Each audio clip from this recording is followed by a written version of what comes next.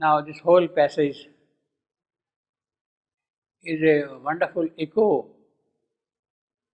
of what we have in Shakespeare's Tempest.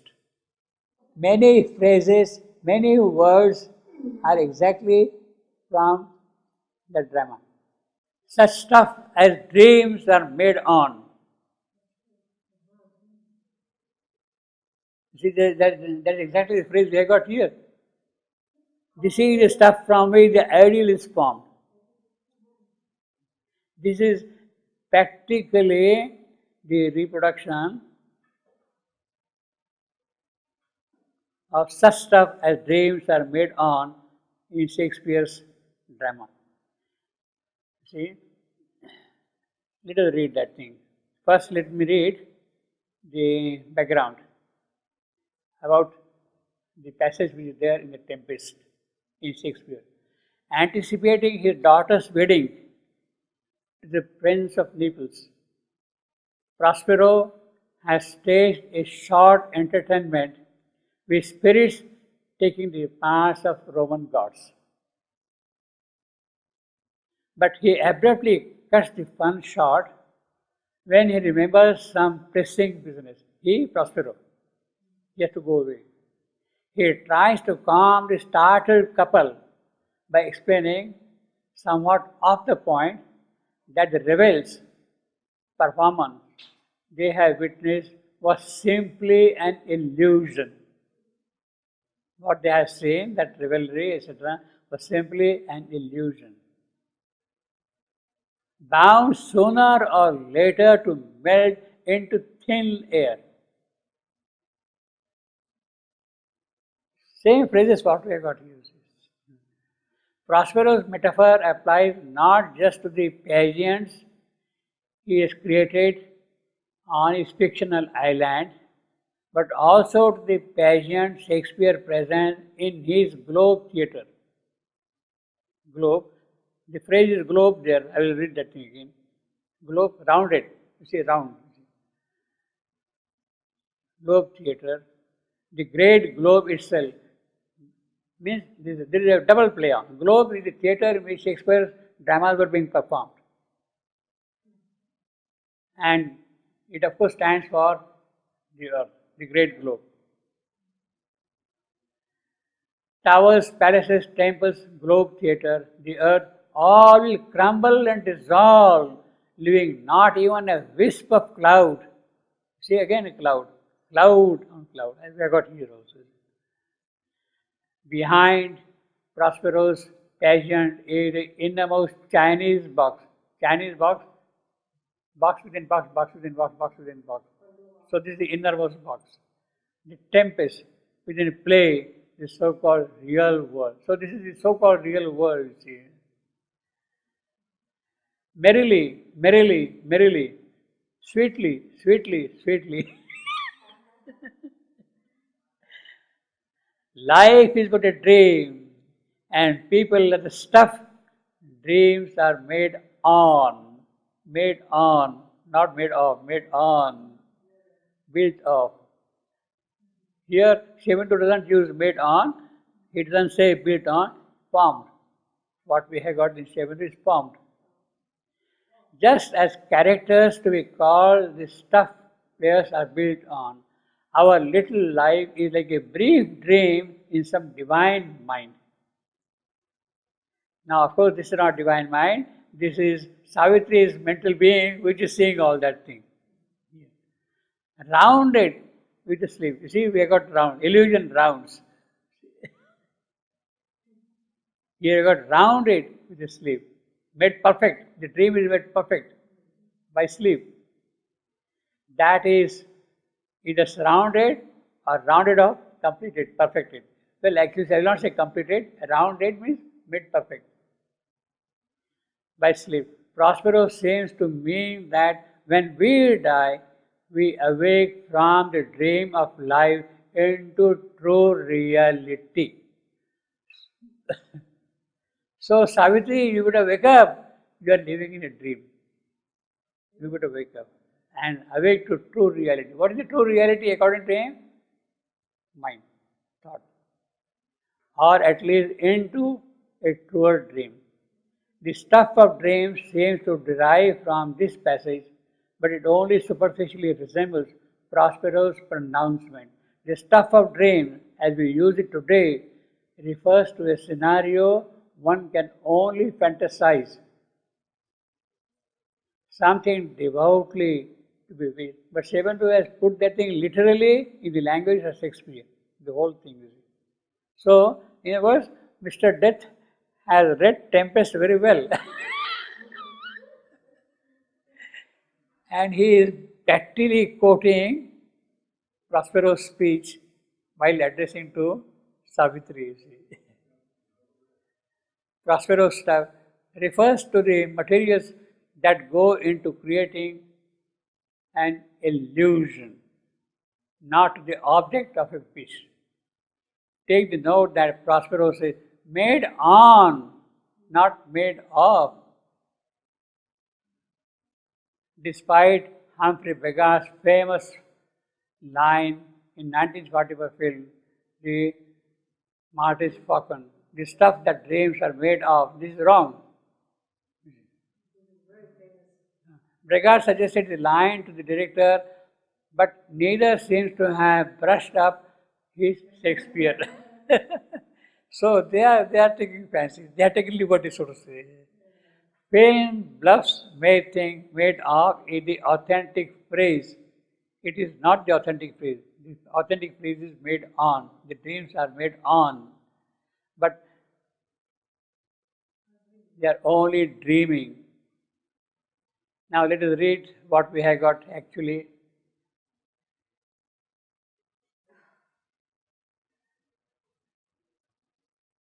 The speech of Prospero, which we are going to compare with what Mr. Death is saying, you see. Our revels are now ended, our fantasies, all our enjoyment. These, our actors, as I foretold you, were all spirits and are melted into air, into thin air, and like the baseless fabric of his vision, remain to the gods, fabric, you see, of vision. The cloud-capped towers, cloud-capped, you are in the seventh cloud, or whatever it is, cloud-capped. He says here, cloud on cloud. The gorgeous palaces, the solemn temples, the great globe itself. So the whole universe which is there, through which Savitri was passing now, that thing.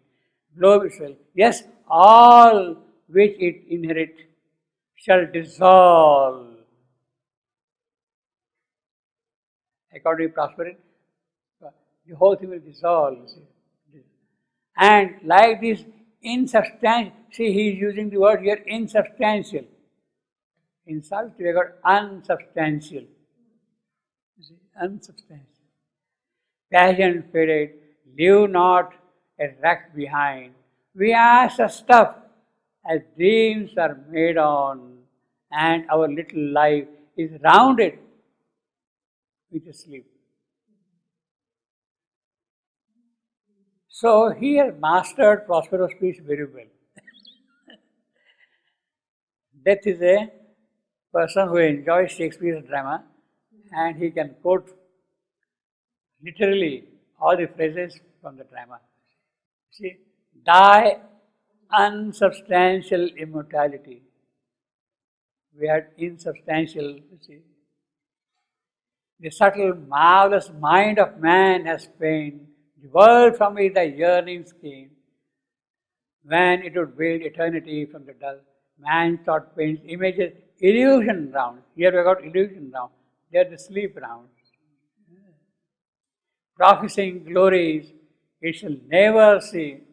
So literally, we got those phrases here. Behold this fleeing of light as a, this is of course not here in Shakespeare, but it's there.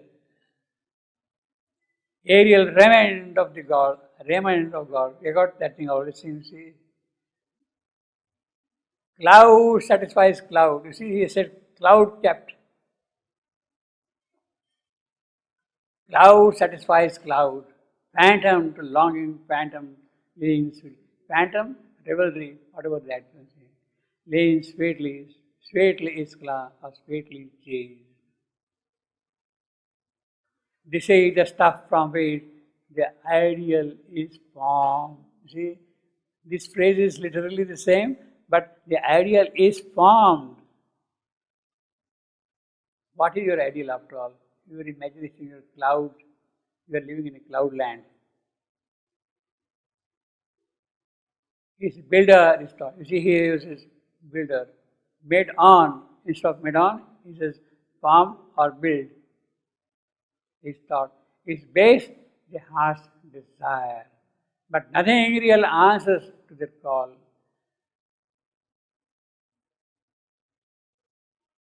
Of course, this is not there in Shakespeare. The ideal dwells not in heaven, nor on the earth. So there is really nothing like an ideal, neither in heaven nor on earth. Where is it then? It is your imagination, your mind, your fantasy. It is a brilliant shadows, dreaming field. So he has read Tempest very well, and he is quoting Shakespeare with all the phrases properly taken care of, you see.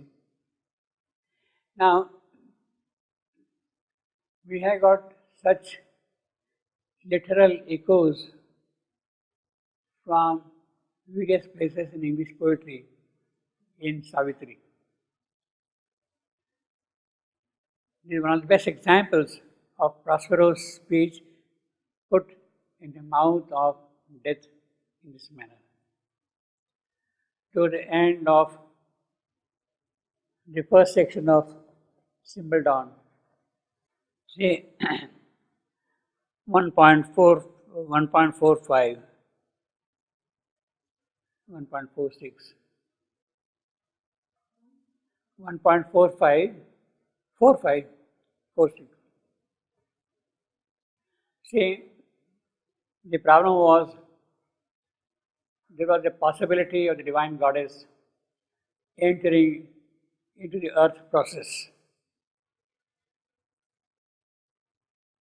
There was a very good possibility of that, but it didn't happen. It didn't happen. She came all the way.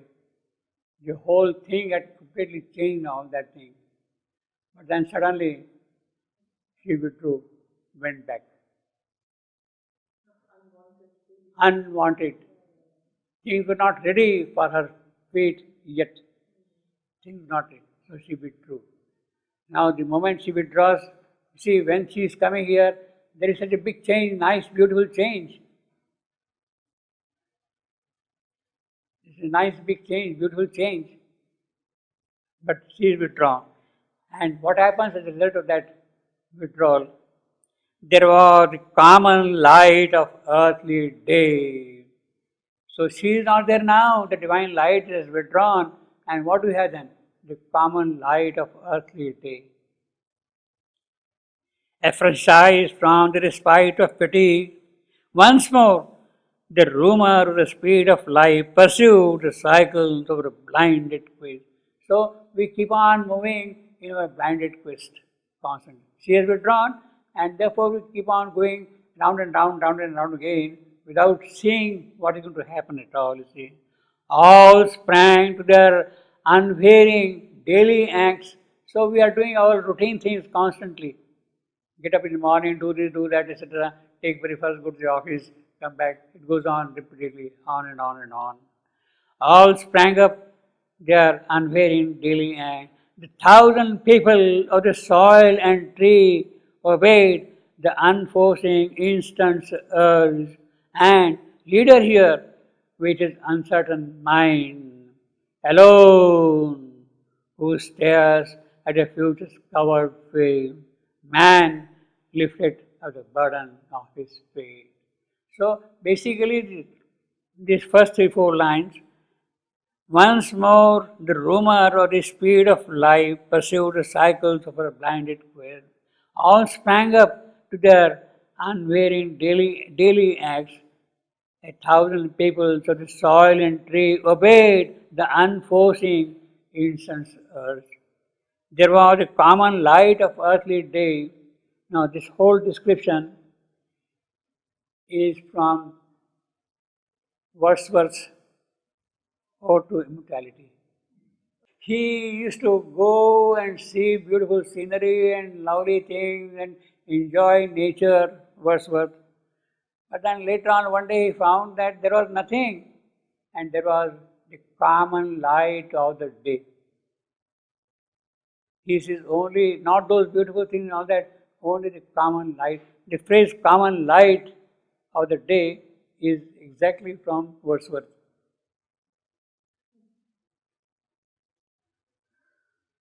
Here is, of course, earthly day.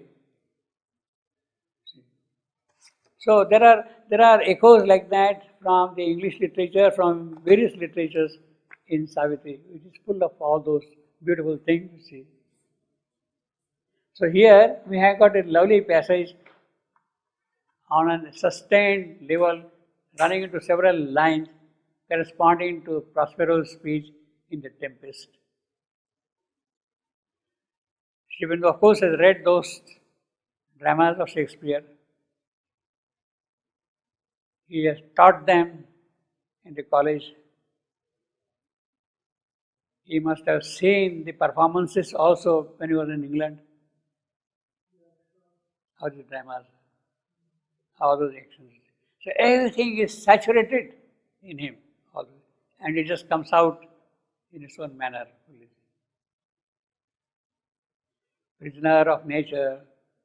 This is the stuff from which the ideal is formed. So the entire previous canto, what is the raison d'etre of that canto? Why it is there at all? It is to build up this line.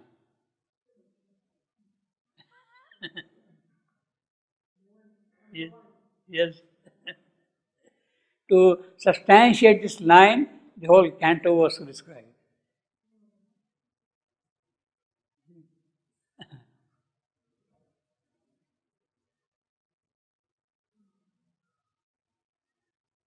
And mind well, practically these two, three cantos, more or less in this form, were present as early as in the first draft of Savitri, dated 8-9 August 1916.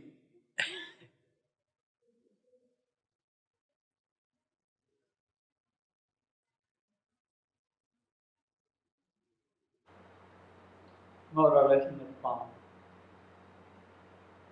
There is a letter. There is a letter from Shermindo in letter on Savitri. He says that Savitri starts Savitri before Before, yeah. yeah. Well, actually, there is a long tussle, long argument also about that. See, in one of the letters, Shivandu said that she has started writing Savitri long before the mother came, and that letter was written in 1930s. Shivandu wrote, he was asked, when did you start Savitri? Long before the mother came. Now, long before the mother came, see, the earliest existing draft is August 1916. Now, that cannot be long before the mother came, if the mother had come in 1940. But it is said that, no, it is not that, it is mother's second coming, 1920. 1920.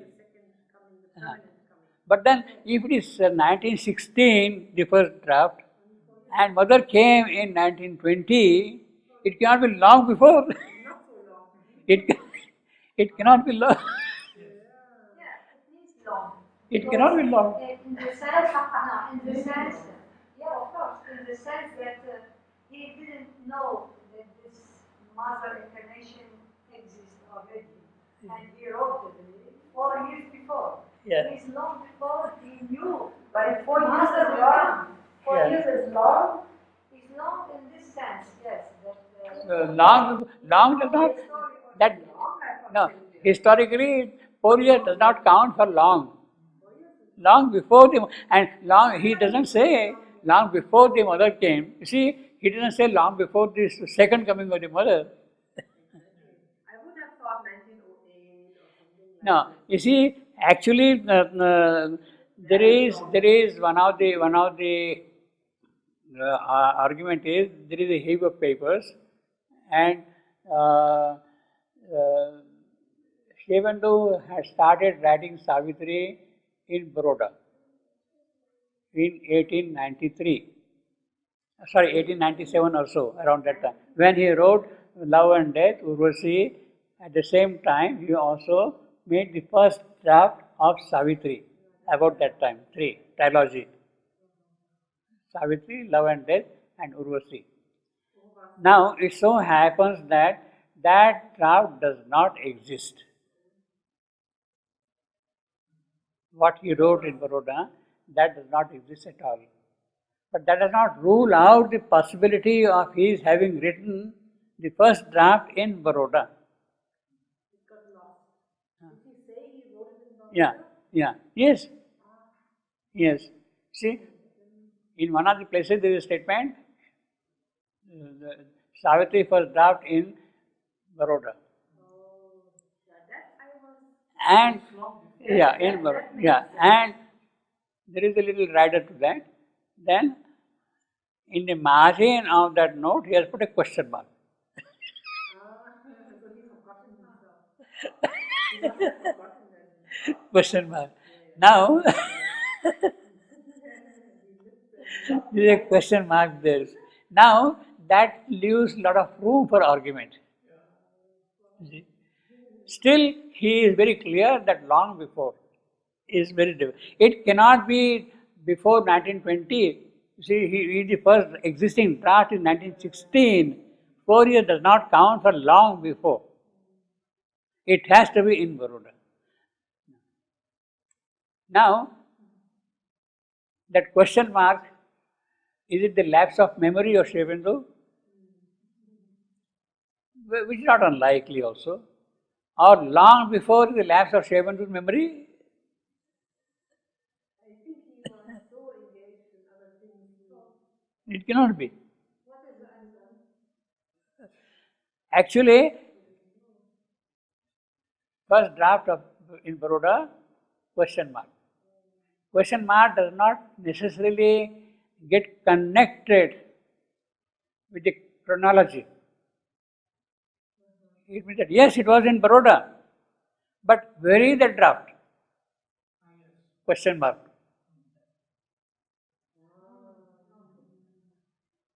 Where is the draft? Question mark. So that question mark is not for the date, but for the draft.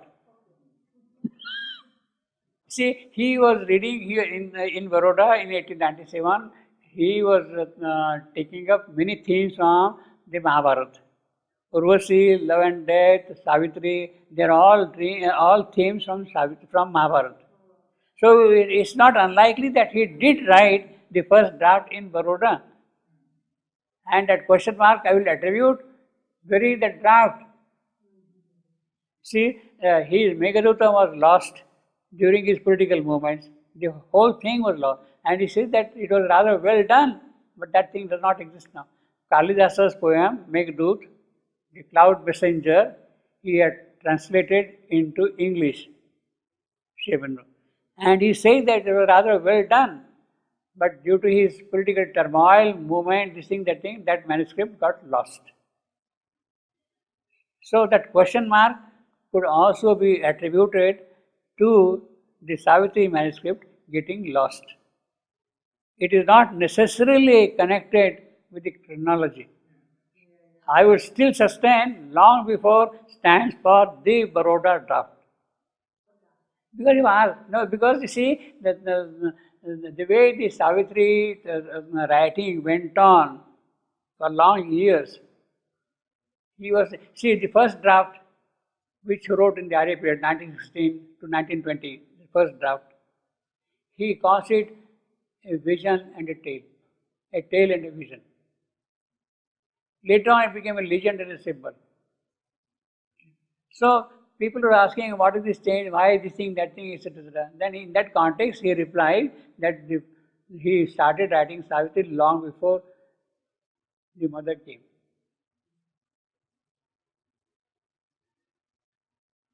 In fact,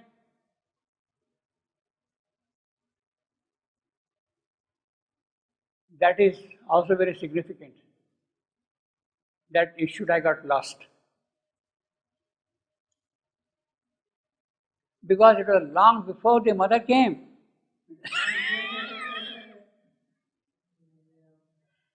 It has no value. It doesn't. It rather better disappear. You see? Yeah. Yeah. So it was meant to be lost. It was meant to be lost. The real Savitri comes with the arrival of the mother. But it is all a brilliant shadow, dreamy trail. Thy vision's error beats the azure sky. So this is all your imagination. All the blue skies, etc. Thy vision's error drew the rainbow's arch. What you see in the sky as an arch, it is your error of sight. It is not really there at all. In fact, there is nothing like a real rainbow that you can go and touch. Thy mortal longing made for thee a soul. So what is your soul after all? Your wish, your yearnings. It is that which has created what you call a soul. It is not really there at all. This is a very, very damaging statement he is making. Very damaging. Thy mortal longing made for thee a soul. So your ambition, your desire, your wishes, it is that which has created this soul. It is not there really. Very cruel of him. Thy vision's error. Now actually, this is again, if he has not read physics properly.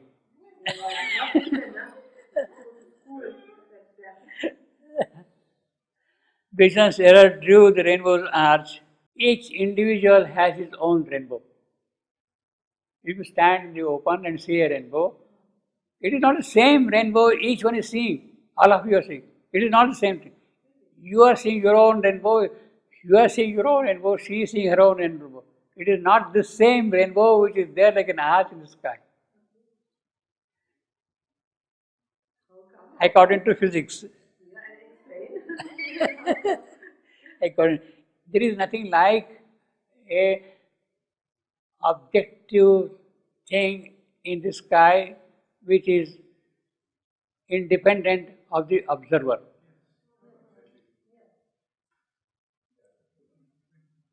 Rainbow.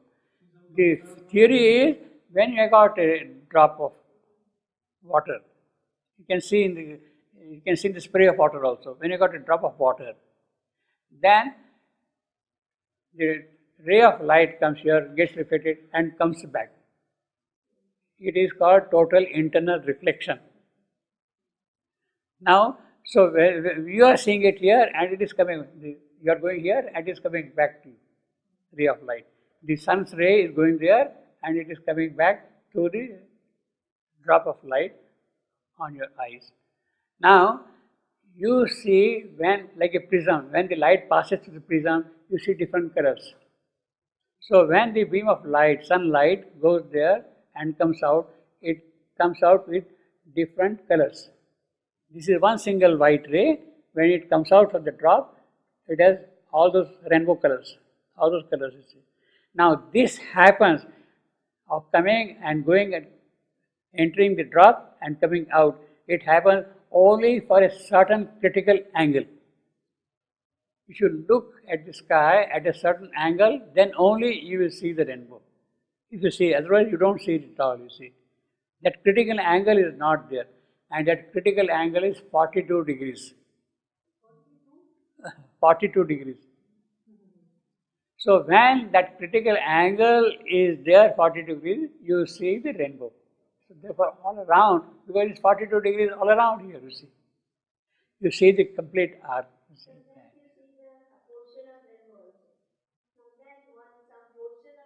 Yeah, because the cloud may not be there. Drops may not be there, you see. So when that angle is 40 degrees, then you see the refracted light with all those colors. Now naturally, when I am standing here, my 42 degrees angle will be different than you standing there and your 42 degrees angle. So each person sees his own rainbow depending upon that critical angle 42 degrees. So this monsieur, I think he better go to Newton School of Physics and learn learn some physics, you see.